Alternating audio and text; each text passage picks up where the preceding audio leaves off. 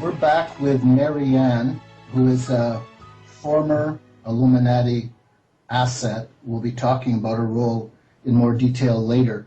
Mary Anne, before the commercial break, you were talking about how Illuminati's members are celebrating the vernal equinox tonight, September 31st.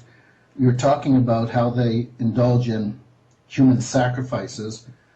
You also mentioned that some kind of sexual rituals. Can you elaborate on that?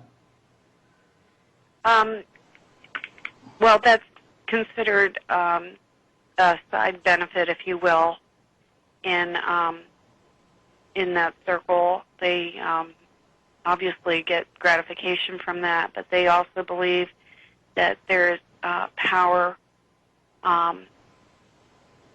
spiritual power that they gain through doing that. In addition, it serves another purpose. Often it's done to young children, and so that's used to instill fear, also to create a sense of being a part of the group, that you're different. Sometimes they'll tell you you're special because this is very special, and that makes you important. It also creates a sense that you can't tell. There's a lot of negative reinforcement if you told someone who wasn't in the group what was occurring.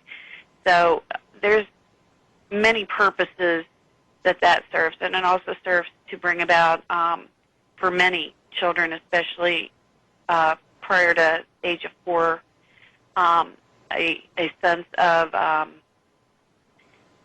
being able to distance themselves where they actually block the pain, and then when they experience other forms of pain, they also block that. So they actually live two separate lives, if you will. There's the life that they have in the cult, and then there's the quote-unquote normal life that they live with their family that's just like everybody else's family, or that's the perception.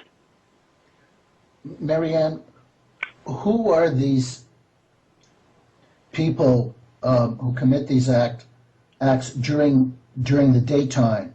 I mean, generally speaking, are they school principals? Are they businessmen? Yes, actually, they serve in a lot of variety of jobs, and most certainly education is a very big one, because they have access to children. Also, daycare workers, medical providers, particularly, say, pediatricians, nurses,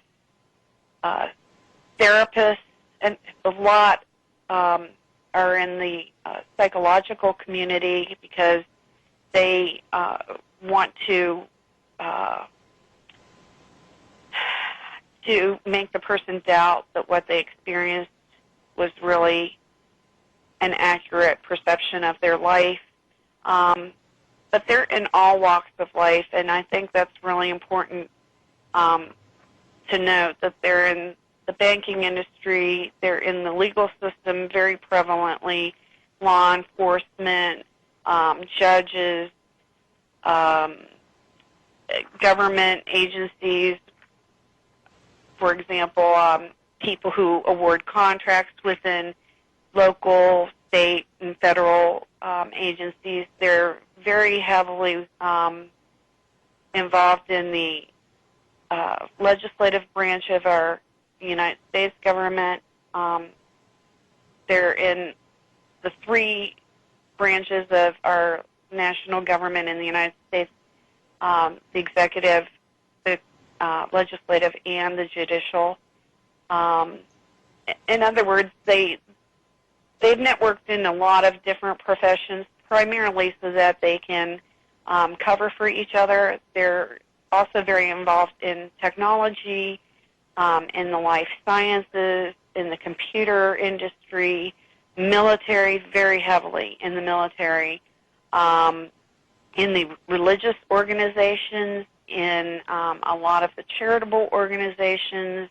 Research areas tend to have more than other professions, but they're everywhere. So to say that they're just limited to a couple industries would be inaccurate. Now, how do these people fit into our understanding of Freemasonry? Well, first of all, Freemasonry, on one level, is a organization that markets itself as a group of men that get together and socialize and provide each other with business contacts. But on a deeper level, there are a number of positions within Masonry. They're called levels, and as one works their way up, they become aware that they are worshiping another god other than the Christian God, because they recruit primarily among Christian people. And as they move forward, their involvement in various types of crime, particularly crimes against children, become much more prevalent and frequent. So, for example, if you would talk to a level 1 Mason, somebody who's just joined, they basically really don't know what they're getting into, and they don't know that there are meetings that they're never invited to and rituals that are occurring in their lodge that they have no access to. So, and there are other organizations that also have people on very low levels of involvement, and basically these people are outsiders. They'll never attain a significant amount of power. They probably will never participate in a sexual scenario or in a sacrifice scenario. They're usually what I guess I would term are throwaways. They're useful to get access to various pieces of information. A lot of times money will change hands, or maybe a promotion will occur if they're willing to help accomplish a certain task. But they will never make decisions that will impact large numbers of people. Mary Anne, how are people chosen to participate in the kind of rituals you described? Well, I think it's really important to note that, first of all, this is not a group that you sign up for because you saw an ad in the paper. This is something that your ancestors participated in and have proven their loyalty and effectiveness. And this is something that goes on for generations, and oftentimes it's something, first of all, that you're born in. If you're going to be a high-level person in the organization, you're absolutely born into it, and you're trained and you're studied throughout your childhood to see what your aptitudes and talents are and your level of loyalty and commitment are. And then based on your individual positive and negative, they select tasks that would be appropriate where you can perform well for them. And people who are in the Masons and the Illuminati, also referred to as the light bearers, can sometimes come through various faiths.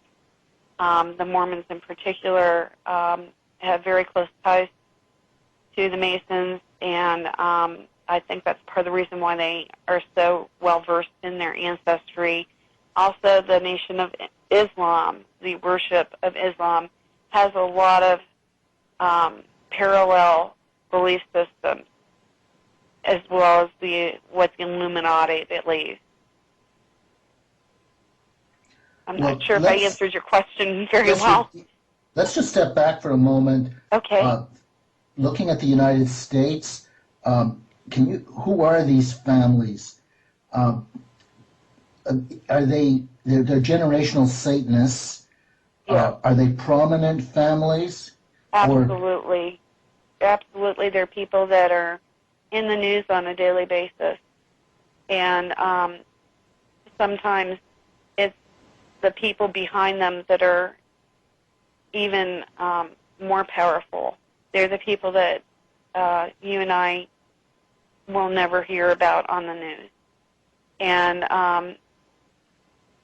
I'm sure that there are people who have no awareness. They're not the kind of people that would seek out your show or pick up a book to learn more about this, that have maybe a suspicion that all is not well. Just intuitively, they know that this person has an agenda that's not in the best interest of the country or their peers. I think a lot of the failures that you've Mary Anne, seen... we have to pause for a second, for 3 minutes exactly. We'll be back in 3 minutes. This is fascinating.